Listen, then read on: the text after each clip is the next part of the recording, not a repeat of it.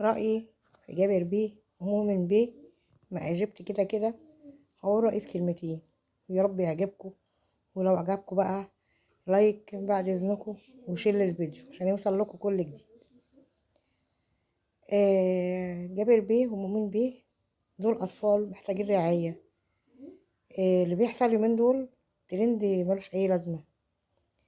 في فرق بين عمل الخير وفي فرق بين الترند. اللي بيعملوا إجابتي كده كده ده عمل خير.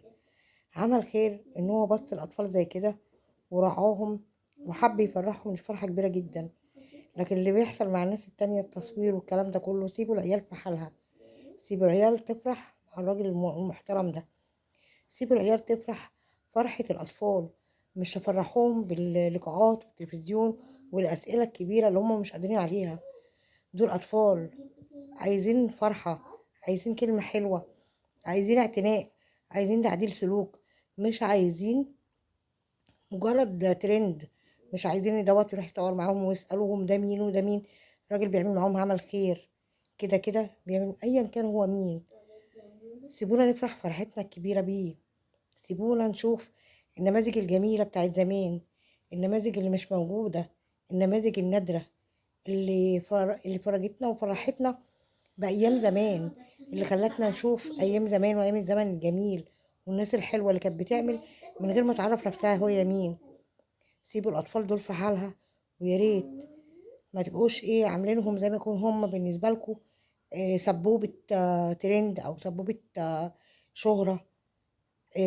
سيبوهم وسيبوا الراجل يعملهم ويحاول ينشلهم من اللي هم فيه. ويا ريت في أطفال تانية كتير.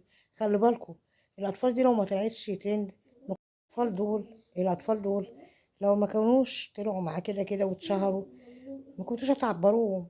كانوا تعدي عليهم كأنهم أطفال مرميين في الشوارع. ما كنتوش هتقولهم انتوا مين، ما كنتوش هتهتموا بيهم. في أطفال زيهم كتير، في كتير جدا ومرميين هنا وهناك. بس هما دول وقعوا في ايد الراجل ده، لأن الراجل دوت صاحب خير وربنا بيحبه. عشان وقع في طريقه عيال زي دول يدخلوه الجنة. ده بيعمل خير بحق وحقيقي، مش بيعمل شهرة وترند والكلام ده كله. ده بيعمل عمل خير لأنه مش عايز يعرف نفسه لحد. فما تدوروش وراه وتفضلوا تقلبوا وتضيعوا فرحة الأطفال دي وتضيعوا فرحتنا الكبيرة بيه. مش كده ولا ايه؟